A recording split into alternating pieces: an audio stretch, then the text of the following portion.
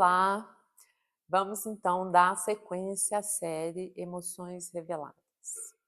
E hoje vamos falar de uma emoção que é uma emoção um pouco difícil, porque ela pode durar dependendo da dimensão, que é a culpa. A culpa é algo que sentimos enquanto seres humanos que vivem em sociedade, seres humanos, seres sociais. Porque se observa que a culpa ela tem um valor moral. Isso significa que tem a ver com o certo e com o errado. Mas quem diz o que é certo e o que é errado? Essa é uma grande pergunta. Porque o certo e errado ele vai variar de acordo com as famílias, de acordo com o contexto cultural, de acordo com a sua história, com o que você aprendeu, com o que você acredita que tem a ver com a sua história. O certo e errado depende. E é aí que entra a culpa. Quando você transgride o certo, logo faz algo errado.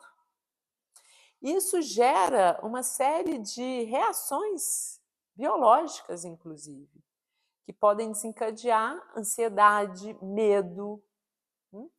Isso passa também por uma conhecida estrutura neuronal que é a amígdala. E também passa pelas estruturas do córtex, porque o córtex, no sistema nervoso, é onde a gente avalia situações, reflete, considera, toma decisão. Tudo isso tem a ver com a culpa, porque quando eu reflito sobre onde estou, quando eu reflito se fiz certo ou errado, tem a ver com essa capacidade reflexiva. Então, por exemplo, se você quer mudar de carreira, né? Está ali no emprego estável, que te dá uma certa estabilidade financeira, que você sabe que no dia seguinte vai trabalhar e no final do mês vai receber o seu dinheiro. E talvez isso seja o sonho de muitas pessoas. Mas você quer empreender algo, quer realizar um sonho que está aí dentro, de criar, de desenvolver algo, mas algo te limita. Porque talvez o seu pai, a sua esposa vão dizer isso não é certo, para que você vai fazer isso? Então, você vai precisar transgredir esse conceito de certo. E é claro que isso vai gerar medo em você, como pode pensar, e se eu largo esse emprego e não dá certo ao outro? Então, para transgredir é preciso uma força de vontade, uma força de romper com o que outros acham que é correto, com o julgamento dos outros. E aí nasce a culpa. Então, a culpa, ela tem um caráter transgressor, né? Porque é preciso vencer isso e sustentar esse sentimento de um certo remorso, né? Para conseguir avançar e ir contra o que os outros estão dizendo que não é certo. Essa culpa, ela é uma culpa boa, digamos assim, e que talvez você até possa encontrar força aí de romper com padrões que de alguma forma a sua alma, a sua essência estão tentando, né? E aí daí com essa força você desenvolver e pôr no mundo o seu potencial, porque você vai com essa energia e a transgressão de alguma forma tem energia. Ou então essa é a culpa de crescimento, digamos assim, a culpa boa. Mas tem uma culpa que é a culpa que não é muito boa. Digamos, uma culpa que te leva para baixo, que pode te causar depressão, né? Porque gera-se muita ansiedade. É, por exemplo, uma culpa autocentrada. Você se dá muita autoimportância, que é aquela pessoa que pensa, sente que tudo o que acontece ao redor dela é de responsabilidade dela. Então, se o outro ficou chateado, foi por causa dela, se algo foi mal, é porque ela não deu o seu melhor, porque ela que não fez direito. Isso é uma característica de autocentramento, de autoimportância. Difícil de lidar com isso, né? Difícil até de reconhecer isso. Aí isso precisa ser trabalhado em você mesmo, em um processo de autorreflexão, em um processo terapêutico, para a gente entender um pouquinho de onde vem essa energia de se achar como responsável por tudo que passa. Então, essa não é uma boa culpa, porque ela pode desencadear, inclusive, alguns transtornos, como a própria depressão, como a ansiedade, porque você está o tempo inteiro tentando resolver os problemas para que nada dê errado, já que você é responsável quando as coisas dão errado. Né? Então, aí há que se trabalhar sobre si mesmo, há que olhar profundamente sobre isso aí para conseguir superar. Tem uma outra culpa também, que não é muito boa, que talvez seja uma pessoa que teve pais que punham muita carga emocional e responsabilidade sobre a criança, como a criança é responsável pelo que não vai bem, como, por exemplo, os pais falarem assim que estamos juntos por causa dos filhos. Então isso desenvolve uma autorresponsabilidade nos filhos, uma responsabilidade de que eles são responsáveis pela felicidade dos pais. Isso vai levando essa sensação de culpa, até subliminar. A pessoa vai para a vida com achando isso, que ele é responsável pela felicidade dos outros. Então essa também é uma culpa que é preciso trabalhar para aprender a superar, para aprender a se separar dessa condição de ser responsável pelos outros, pelos pais, porque os pais que são maiores, né, os pais que te deram a vida, que têm uma vida muito antes de você, como uma criança pode ser responsável por isso? Então, se você é pai, se você é mãe, fique atento a isso. Se você não está depositando responsabilidade às crianças que não são delas, porque isso vai gerando consequências para a vida adulta. E essas são culpas que, se você é adulto se dá conta delas, há que trabalhar. E uma forma também difícil, eu diria até transgressora, é romper, né, com esse senso de ser responsável pelos pais. Isso também é uma atitude transgressora, de alguma forma, psiquicamente dizendo também, é uma forma de transgredir, de romper com essa relação que é quase que invertida, porque aí são os filhos responsáveis pelos pais.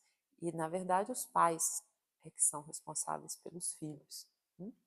E se você é adulto, né, faço esse parênteses aqui para não ficar a dúvida, você, enquanto adulto, às vezes vai precisar cuidar dos seus pais, é fato, mas você não cuida dos seus pais como pais dos pais, você cuida como um filho adulto que tem competência, porque o pai ficou doente, e aí você já está na fase adulta, mas você não é uma criança cuidando dos seus pais, você é um adulto maduro que tem competência para cuidar dos pais, né? Não por responsabilidade tóxica, digamos assim, mas uma responsabilidade madura desse cuidado.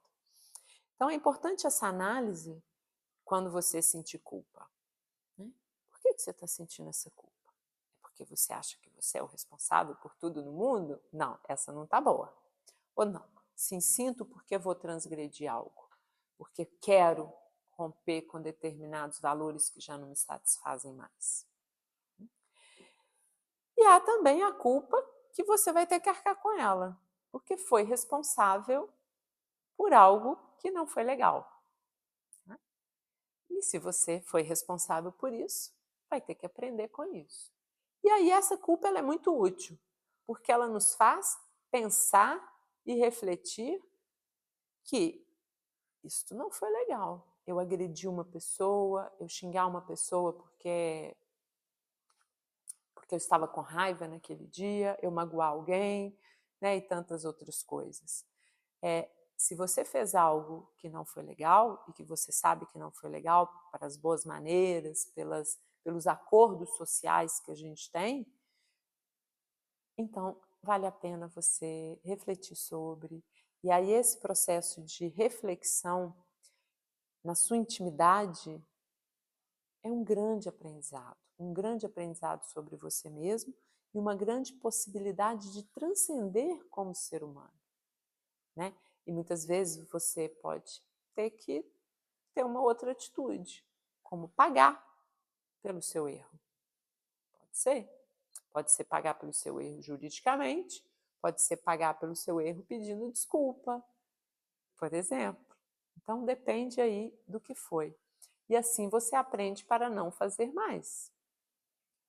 Então a culpa, ela tem todas essas nuances, camadas que há que cuidar. É muito comum algumas pessoas só se sentirem culpadas, estão me sentindo culpado, mas não ganham um pouco de profundidade sobre a origem desta culpa. E indo na origem dessa culpa, né, como por exemplo as que eu disse, indo nesta origem é que vai ser o seu grande ganho de autoconhecimento. Você ganhar profundidade em conhecer a si mesmo. E como eu falo muitas vezes, é aí a possibilidade de liberdade. Liberdade em si mesmo, com maturidade e com responsabilidade. Porque seres adultos, maduros, são responsáveis por si mesmos. Aí sim, um desejo de não ser responsável por mim, porque isso faz as coisas ficarem mais confortáveis, talvez. Mas isso não é ser adulto, ser maduro. Não é ser sábio. A sabedoria vem de você se autorresponsabilizar por você mesmo. E você se responsabiliza por você mesmo à medida em que você se conhece.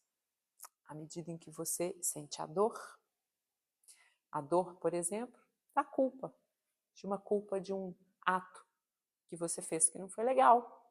Você ganha maturidade e autoconhecimento quando você se dá conta dos seus processos de infância, do que passou na sua história, e você revisita e você dá um outro significado, você se responsabiliza pela apropriação da sua história. Talvez não tenha sido uma história muito legal, é fato, né? Nem sempre a nossa infância foi muito legal, mas essa é a sua história. Então você pode trabalhar sobre isso, romper com alguns padrões de comportamento, sendo responsável por si mesmo.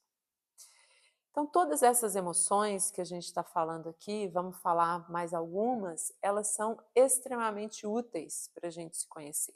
Tanto do ponto de vista físico, porque eu vou ver quais são as reações físicas que me movem, quanto psiquicamente, psicologicamente, o que isso vai gerando aqui com a minha mente, com o meu sentir e com o meu reagir. Como que eu reajo diante disso? Isto é o processo de autoconhecimento, isso é a nossa jornada interior. Então, vamos seguir com mais algumas emoções aqui, mas tudo uma grande oportunidade de transcender, de se transformar para estar na vida com tudo que ela nos oferece.